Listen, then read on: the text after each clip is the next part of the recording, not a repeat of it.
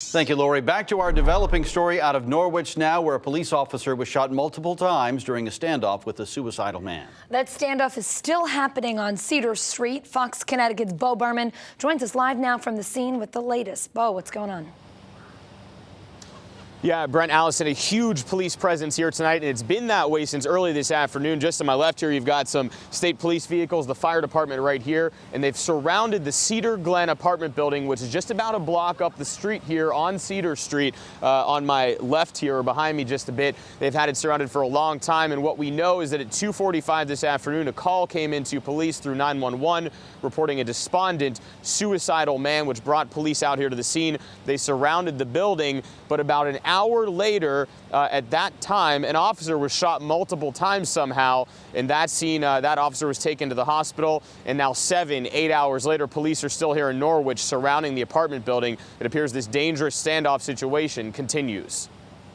A man with a mission to die engaged in a standoff with Norwich police and Connecticut State Police for more than 6 hours Monday, shooting Norwich officer Jonathan Lay multiple times. I heard gunfiring, and we got really scared, and so my mom told me to back away from the window.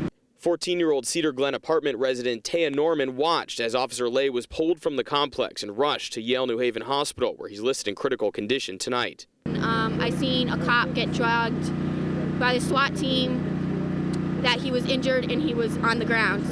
He got shot in the neck, shoulder, leg. But unexpectedly, her father watched as Taya ended up in an ambulance called to the scene after she witnessed the carnage. Yeah, she gets stress seizures, and that threw her into a seizure. So therefore we had to call the ambulance again, and the cops got her to a safe place so the EMTs can pick her up.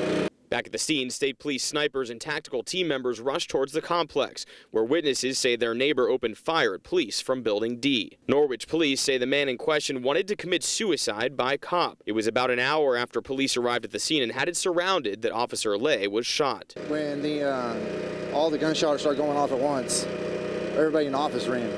We was in the office, and we just didn't know what to do, ran.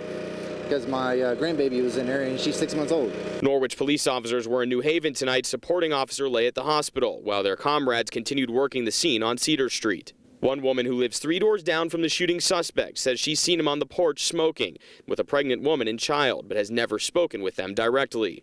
Other complex residents still shaken up from the gunfire were taken to an area shelter. No, I heard multiple gunshots, like 20. It sounded like it came from a rifle or some sort. Scary? Yeah, my heart nearly jumped down my throat. Taya's father, Steve, says that after hours of uncertainty and bloodshed, he's just hoping for the best possible outcome for all. I hope he's surrendered and everybody's safe, and bring for the officer that was shot, and let us go back home. Now, about an hour ago, we watched as some of these tactical units, guys dressed in camouflage and getting out of state police vehicles, jogged up towards the scene here behind me. They had long guns in their hands, long rifles, that is, as they headed towards that scene. So we're unsure if police were going to make a move and try and enter the building once again this evening. But of course, we'll keep you updated, come up at 11 o'clock. As for Officer Lay, we're told that he's still in critical condition at Yale New Haven Hospital. Reporting live in Norwich, Beau Berman, Fox, Connecticut.